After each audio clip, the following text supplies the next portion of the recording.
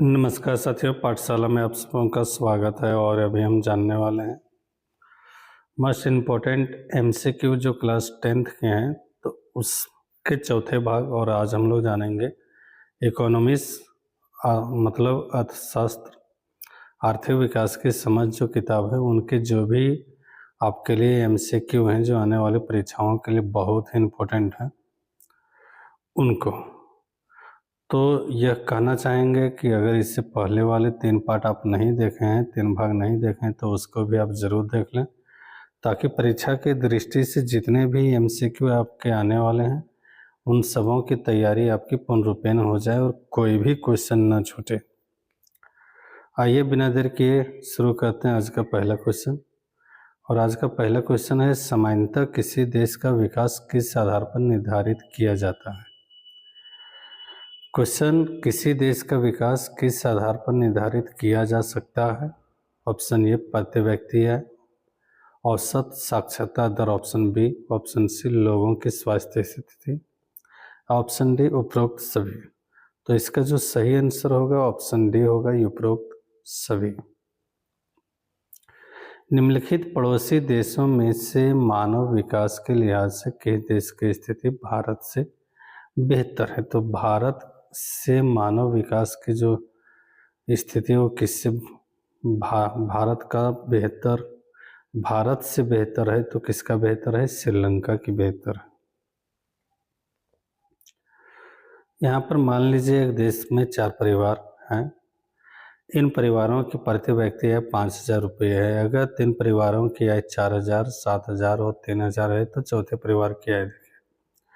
तो यहाँ पर प्रति व्यक्ति आय 5,000 है, तो 5,000 को हम 4 से गुना कर लेंगे, कुल आपका हो जाएगा 20,000 रुपया। कितना हो जाएगा? 20,000।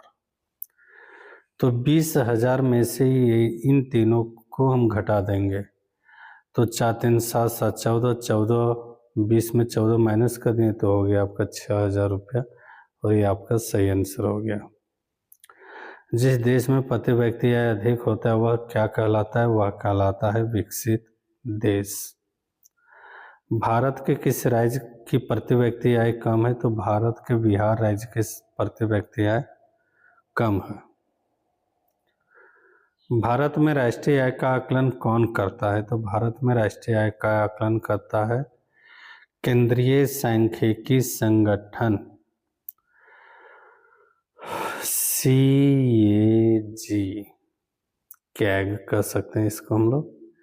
निम्नलिखित में कौन हमारे रहन सहन के स्तर को प्रभावित करता है? तो हमारे रहन सहन के स्तर को प्रभावित करने वाली जो चीज़ें हैं आर्थिक दृष्टि से अगर हम देखेंगे तो प्रति व्यक्ति आय होगी। राष्ट्रीय आय के अंतर्गत क्या शामिल है? तो राष्ट्रीय आय के अंतर्गत शामिल है वस्तुओं और सेवाओं का मूल्य। निम्नलिखित पड़ोसी देशों में मानव विकास के लिहाज से किस देश की स्थिति भारत से बेहतर है? पहला क्वेश्चन फिर रिपीट हो रहा है। तो भारत से बेहतर श्रीलंका की स्थिति है। देश की उन्नति में महत्वपूर्ण योगदान होता है, तो देश की उन्नति में महत्वपूर्ण योगदान होता है किसका? आर्थिक विकास का। मानव विकास सूचकांक का संक्षिप्त नाम क्या है? HDI, H4 होता है ह्यूमन, D से डेवलपमेंट और I से इंडेक्स। तो इसी को हम लोग कहेंगे मानव विकास सूचकांक, मानव विकास सूचकांक। तो उसका शॉर्ट HDI। 1,000 जीवित बच्चों में 1 वर्ष से कम आयु में मरने वाले बच्चों का अनुपात क्या कहलाता है? तो उसको कहा जाता है शिशु मृत्यु दर। मानव विकास रिपोर्ट 2018 के अनुसार भारत में जन्म के समय संभावित आयु क्या थी? तो 68.8 वर्ष, मतलब यहाँ औसत व्यक्ति 68.8 वर्ष तक जीवित रहते हैं। मानव विकास रिपोर्ट 2018 के अनुसार भारत के मानव विकास रैंकिंग क्या है? तो भारत का मानव विकास रैंकिंग 130 है। मानव विकास का मुख्य उद्देश्य क्या है? तो मानव विकास का जो मुख्य उद्देश्य है वो है जीवन स्तर में सुधार। चलिए अब दूसरा चैप्टर भारतीय अर्थव्यवस्था के क्षेत्रक। तो देखते हैं इनको। भारतीय अर्थव्यवस्था को कितने क्षेत्रक में बांटा गया है, तो याद रखना 3 क्षेत्रक में कौन कौन है। तो पहला है प्राथमिक, प्राथमिक का दूसरा नाम है कृषि क्षेत्रक, दूसरा है द्वितीयक जिसको कहते हैं उद्योग क्षेत्रक, और तीसरा है तृतीयक जिसको कहते हैं सेवा क्षेत्र। तो याद रखना सेवा क्षेत्र। कितने भाग में भारतीय अर्थव्यवस्था बांटा गया? 3 भाग में। किस क्षेत्र में सर्वाधिक श्रमिक कार्यरत हैं? तो याद रखना प्राथमिक क्षेत्र या कृषि क्षेत्रक में। छिपी हुई बेरोजगारी अधिकतर किस देश में पाई जाती है? तो छिपी हुई बेरोजगारी किस क्षेत्र में पाई जाती है? तो कृषि क्षेत्र में। इसमें पता नहीं चलता कितने लोगों का काम था और कितने लोग उसमें लगे थे। कौन सी गतिविधि द्वितीय क्षेत्र से संबंधित है? तो द्वितीय क्षेत्र से संबंधित है भवनों का निर्माण। अध्यापक वर्ग किस में आते हैं? तो अध्यापक वर्ग आएंगे तृतीयक में, सेवा क्षेत्रक में। रोजगार गारंटी अधिनियम कब लागू हुआ? 2005 ईस्वी में। किस क्षेत्र में श्रमिक कार्य सुरक्षा का आनंद उठाते हैं? तो संगठित क्षेत्र में श्रमिक कार्य सुरक्षा का आनंद उठाते हैं। कार्य सुरक्षा मतलब काम जो करते हैं उसकी गारंटी होती है, उनकी सुरक्षा भी होती है, सिक्योरिटी होता है। इनमें से कौन सार्वजनिक क्षेत्र का उदाहरण है? तो इनमें से सार्वजनिक क्षेत्र रेलवे, BSNL, डाकघर। ऑप्शन में तीनों सही है तो ऑप्शन नंबर डी सही हो जाएगा। सार्वजनिक और निजी क्षेत्र आधार पर विभाजित किए जाते हैं किसमें? उद्यमों का स्वामित्व के आधार पर।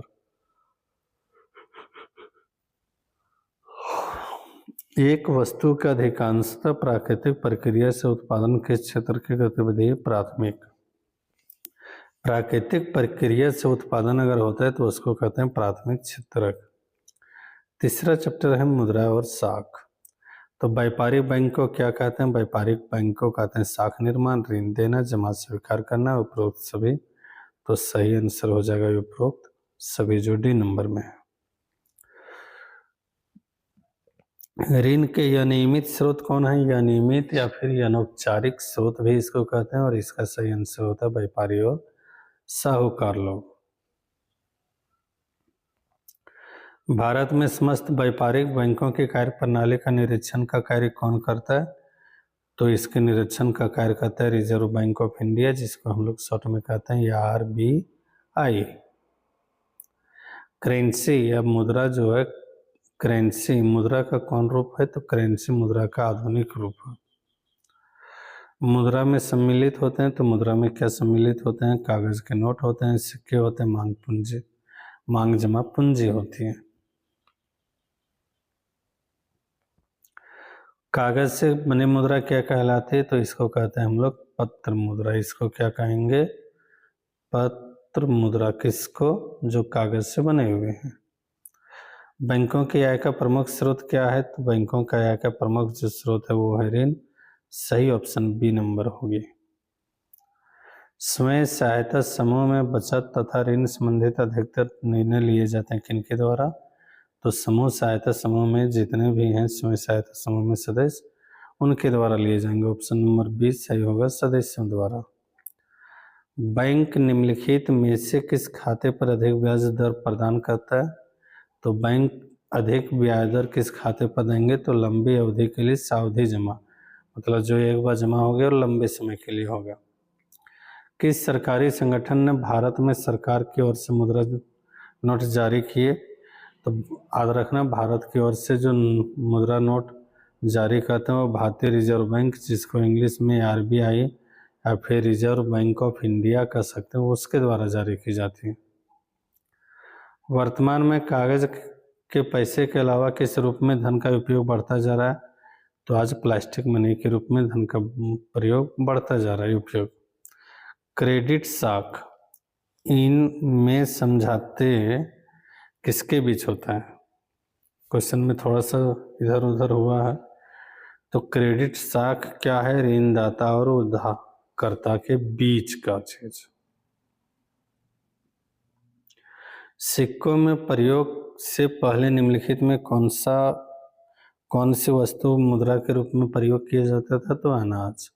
लोगों के पास अनाज होती और मुद्रा के रूप में किसे प्रयोग करते? अनाज। अनाज के अलावा एक चीज़ और होती थी, अनाज के अलावा पशु का भी प्रयोग किया जाता था। अमीर परिवारों के लिए साख का कौन मुख्य स्रोत होता है? तो औपचारिक। औपचारिक मतलब जो बैंक की सबसे लेते हैं या फिर क्रेडिट कार्ड, जिनकी सारी डिटेल पहले से पता होता है और लिखित रूप में होता है। कुल जमा का वह हिस्सा जो एक बैंक अपने पास नगद में रखता है कितना? एक छोटा सा अनुपात रखता है, मतलब लगभग 20% अपने नगद जमा का हिस्सा में रखता है, बाकी वो कर्ज में देता है। धन के आधुनिक रूप क्या है? तो धन के आधुनिक रूप मुद्रा, प्लास्टिक मनी, डिमांड डिपॉजिट जिसको डीडी कहते हैं, और भी ऑप्शन में आते तो वे सभी हो जाते हैं और यहाँ पर सभी होंगे। इस क्वेश्चन को पहले देख चुके हैं। भारत में मुद्रा जारी कौन करता है? तो याद रखना भारतीय रिजर्व बैंक। ग्रामीण क्षेत्र के ग्रामीण बैंकों की स्थापना कब हुई? तो 1969 ईस्वी में। निम्नलिखित में साहूकार उधार राशि पर ब्याज लेता है? तो साहूकार जो ब्याज लेता है वो बहुत अधिक लेते हैं।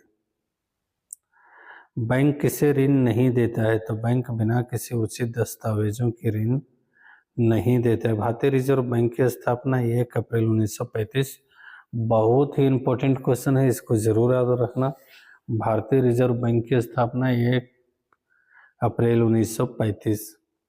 भारतीय रिजर्व बैंक के वर्तमान गवर्नर शशिकांत दास। चलिए अब चौथा हम लोग देखते हैं चैप्टर। चौथा में वैश्वीकरण और भारतीय अर्थव्यवस्था। निम्न में से किसको वैश्वीकरण का सबसे कम लाभ हुआ? तो सबसे कम लाभ अगर हुआ किसी को तो वो कृषि क्षेत्र है। घरेलू अर्थव्यवस्था और विश्व अर्थव्यवस्था को जोड़ने वाले को क्या कहते हैं? तो उसको कहते हैं वैश्वीकरण। घरेलू अर्थव्यवस्था को विश्व अर्थव्यवस्था से जोड़ना है। वैश्वीकरण ने जीवन स्तर में सुधार में सहायता पहुंचाई है किसके? तो विकसित देश के लोगों का। वैश्वीकरण और इसकी निराशा पुस्तक के लेखक कौन है? तो वैश्वीकरण और इसकी निराशा किताब का ही नाम है। पुस्तक के लेखक कौन है? Joseph Stiglitz. टेलीकम्युनिकेशन का भाग इनमें से कौन सा है? टेलीकम्युनिकेशन का भाग इनमें कौन है? टेलीग्राफ, फैक्स, टेलीफोन, तीनों है। तो सही आंसर हो जाएगा डी नंबर आपका, उपरोक्त सभी। अमेरिका में सकल घरेलू उत्पाद में कृषि क्षेत्र का कितना हिस्सा है? सिर्फ 1%। भारत में फोर्ड मोटर कंपनी कब आई? 1995 में। वैश्वीकरण ने लोगों के जीवन के स्तर में किस प्रकार का सुधार किया? तो विकसित देशों के लोगों के जीवन स्तर में सुधार हुआ। वैश्वीकरण ने प्रोत्साहित किया किसको? क्या प्रोत्साहित? पूंजी प्रवाह को, मतलब आप पूंजी लगाइए और आप फायदा कमाइए। वैश्वीकरण की शुरुआत किस वित्त मंत्री ने किया था? तो याद रखना डॉक्टर मनमोहन सिंह के द्वारा किया गया था। अगर साल पूछे तो याद रखना 1992। वैश्वीकरण के विगत 2 दशकों में द्रुत आवागमन देखा गया है देशों के बीच वस्तु, सेवाओं और निवेश का। तो 2 देशों के बीच वस्तु, सेवाओं और निवेश का द्रुत आवागमन मतलब बहुत तेजी से आवागमन जब हो रहा है, इसको देखा गया है। विश्व के देशों में बहुराष्ट्रीय कंपनियों द्वारा निवेश का सबसे अधिक सामान्य वर्ग स्थानीय कंपनियों को खरीद लेना। देखिए, निवेश करना चाहता है तो वो क्या करता है? स्थानीय जो बढ़िया कंपनी है उसको खरीद लेता है। चलिए अब उसके बाद अगला चैप्टर, उपभोक्ता अधिकार। उपभोक्ता आंदोलन कब शुरू हुआ? तो 1960 के दशक में शुरू हुआ। 1960 से आंसर होगा। सूचना का अधिकार अधिनियम अक्टूबर 2005 में पारित हुआ। कब पारित हुआ? अक्टूबर 2005 में। क्या पारित हुआ? सूचना के अधिकार अधिनियम। खाद्य पदार्थों की गुणवत्ता है तो किस निशान का प्रयोग किया जाता है? तो इसका एक मार्क निशान जो होता है उसका प्रयोग किया जाता है। किसके लिए? खाद्य पदार्थों की शुद्धता के लिए। एमआरपी का पूर्ण अर्थ क्या है? तो एमआरपी मतलब अधिकतम खुदरा मूल्य। इसको अगर हम जो है सो ऐसे लिख लें, मैक्सिमम रिटेल, एम से मैक्सिमम, आर से रिटेल और पी से प्राइस। हिंदी में होगा अधिकतम खुदरा मूल्य। उपभोक्ता सुरक्षा अधिनियम कॉपरा कब बनाया गया? तो 1986 में बनाया गया। राष्ट्रीय उपभोक्ता दिवस कब मनाया जाता है? 24 दिसंबर को मनाया जाता है। क्या मनाया जाता है? राष्ट्रीय उपभोक्ता दिवस। जिला स्तर के अदालतों में कितनी राशि तक के मुकदमों की सुनवाई की जाती है? तो अगर 20 लाख रुपए तक की राशि का मुआवजा इस सब से संबंधित है तो उसकी सुनवाई कहाँ होता है? जिला स्तर की अदालत में। एक मेडिकल शॉप ने रमेश को एक्सपायरी डेट की दवा बेच दी, जिसके तहत उपभोक्ता अदालत में संपर्क कर सकता है या नहीं? कर सकता है। और किसके तहत कर सकता है? तो सुरक्षा का अधिकार के तहत कर सकता है। सामान खरीदते समय हमें क्या प्राप्त करना चाहिए? तो सामान खरीदते समय हमें गारंटी कार्ड, वारंटी कार्ड, रसीद, उपरोक्त तीनों। तो अगर जो भी चीज़ें हैं तो वे सारी चीज़ें हमको लेना चाहिए, तो उपरोक्त तीनों यहाँ पर हो जाएगा। चूँकि गारंटी कार्ड अगर है तो गारंटी कार्ड लेंगे, वारंटी कार्ड है तो वारंटी कार्ड लेंगे, और रसीद मतलब खरीद बिक्री का जो रसीद है उसको ले लेंगे। जागो ग्राहक जागो एक नारा है, किसका नारा है? तो उपभोक्ता जागरण का नारा है। उपभोक्ता की जानकारी लेना चाहिए किसी वस्तु के किसका? गुण, मात्रा, निर्माण सामग्री का, तीनों का जानकारी लेना चाहिए। ऑप्शन नंबर डी सही आंसर हो जाएगा। राष्ट्रीय उपभोक्ता आयोग से यह संतुष्ट उपभोक्ता आदेश के कितने दिनों के अंदर उच्चतम न्यायालय में अपील कर सकता है? तो याद रखना 30 दिनों के अंदर। अगर कोई राष्ट्रीय उपभोक्ता आयोग से संतुष्ट है तो वो फिर उच्चतम न्यायालय जा सकता है कितने दिनों के अंदर? 30 दिनों के अंदर। उपभोक्ता अधिकारों की घोषणा सर्वप्रथम किस देश में हुई थी? तो उपभोक्ता अधिकारों की घोषणा सर्वप्रथम संयुक्त राज्य अमेरिका में हुआ था। उपभोक्ता द्वारा शिकायत करने के लिए आवेदन का शुल्क कितना होता है? तो कोई भी शुल्क नहीं लगता है, बिल्कुल फ्री होता है। वह प्रक्रिया जिसमें किसी खाद्य पदार्थों की गुणवत्ता को किसी अन्य खाद्य पदार्थ में मिलावट के माध्यम से कम किया जाता है, उसे क्या कहते हैं? तो उसे मिलावट कहते हैं। क्या कहते हैं उसको? मिलावट। बाजार में उपभोक्ता का शोषण किन रूपों में होता है? तो बाजार में उपभोक्ता का शोषण, अनुचित व्यापार, कमोजन, शुल्कों को जोड़ना, ये तीनों प्रकार से होता है। सही आंसर हो जाएगा उपरोक्त सभी। क्या बिल प्राप्त करना उपभोक्ता का अधिकार है? जी हाँ। एस यहाँ पर ये टाइपिंग मिस्टेक है, हाँ ऐसे लिखाएंगे आपका। उपभोक्ता संरक्षण में क्या नहीं आता है? तो उपभोक्ता संरक्षण में कम मूल्य वसूलना नहीं आता है। अंतर्राष्ट्रीय खाद्य सामग्री के मानक निर्धारण संस्था की स्थापना कब हुई थी? तो 1963 में हुआ था। किसकी स्थापना? अंतर्राष्ट्रीय खाद्य सामग्री के मानक निर्धारक। हॉलमार्क लोगो किस वस्तु पर लगाया जाता है? तो सोने के आभूषण पर लगाया जाता है। क्या लगाया जाता है? हॉलमार्क। निम्नलिखित में कौन सा भारत में मानकीकरण प्रमाण पत्र प्रदान नहीं करता है? तो कॉपरा किसी भी प्रकार के मानकीकरण प्रदान नहीं करता है। उपभोक्ता संरक्षण अधिनियम के तहत कौन शिकायत कर सकता है? तो उपभोक्ता संरक्षण अधिनियम के तहत उपभोक्ता शिकायत कर सकता है। ऑप्शन नंबर ये सही होगा। क्या उपभोक्ता को आयोग में अपने मामले का प्रतिनिधित्व करने के लिए वकील की आवश्यकता है? नहीं, उसे किसी भी प्रकार का कोई वकील की आवश्यकता नहीं है। निम्नलिखित में से कौन सी उपभोक्ता विवाद निवारण एजेंसियां हैं? तो उपभोक्ता विवाद निवारण एजेंसियां हैं राज्य आयोग। हमारे देश में कितने उपभोक्ता संगठन हैं? तो लगभग हमारे देश में 700 उपभोक्ता संगठन हैं।